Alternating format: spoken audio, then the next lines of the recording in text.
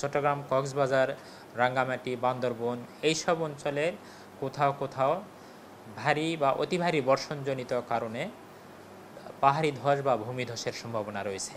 পটুয়াখালী, নোয়াখালী, কুমিল্লা, চট্টগ্রাম, কক্সবাজার এবং সিলেট এইসব অঞ্চলের কোথাও কোথাও আপনার 45 থেকে 60 কিলোমিটার বেগে দমকা অথবা ঝোড়ো হাওয়া বয়ে যেতে পারে।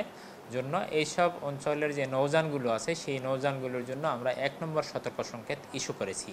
আর এছাড়া সমুদ্রে বর্তমানে কোনো সতর্ক সংকেত নেই। আমরা আশা করছি যে যেহেতু দেশে এখনও দেশের উপরে মৌসুমি বায়ু সক্রিয় অবস্থায় রয়েছে এবং মৌসুমি বায়ু সক্রিয় অবস্থায় থাকার কারণে এই যে বৃষ্টি সেই বৃষ্টিটা অব্যাহত রয়েছে এবং আমরা আশা করছি যে এটি 26 তারিখ বিশেষ করে 25, 26, 27, 28 এই সময়ের মধ্যে বৃষ্টিপাতের যে টেন্ডেন্সি সেই টেন্ডেন্সি কিছুটা কম থাকতে পারে এবং 28 তারিখের পরবর্তী সময়ে আবার দেখা যাবে যে রংপুর, ময়মনসিংহ এবং সিলেট অঞ্চলে এই যে ভারী বৃষ্টিপাতের যে আপনার পূর্বাভাস সেটা হয়তো আবার শিফট হয়ে রংপুর, ময়মনসিংহ এবং চট্টগ্রাম বিভাগের দিকে, রংপুর, ময়মনসিংহ এবং সিলেট বিভাগে হতে পারে।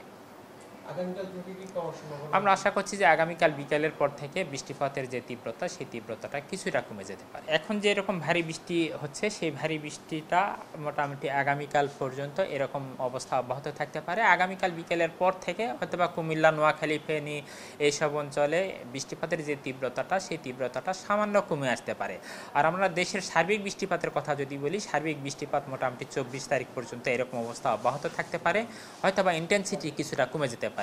আবার দেখা যাবে যে মাঝখানে একটা গ্যাপ দিয়ে 25, 26, 27, 28 এইরকম সময়টা একটা গ্যাপ থাকার পরে 29 তারিখের পর থেকে আবার বৃষ্টিপাতের যে ভারী বৃষ্টিপাতের যে এলাকা সেই এলাকাটা শিফট হয়ে তখন দেখা যাবে যে দেশের উত্তর এবং উত্তর পূর্বাঞ্চল বিশেষ করে রংপুর, ময়মনসিংহ এবং সিলেট অঞ্চলেও কিন্তু ভারী বৃষ্টিপাত হতে পারে।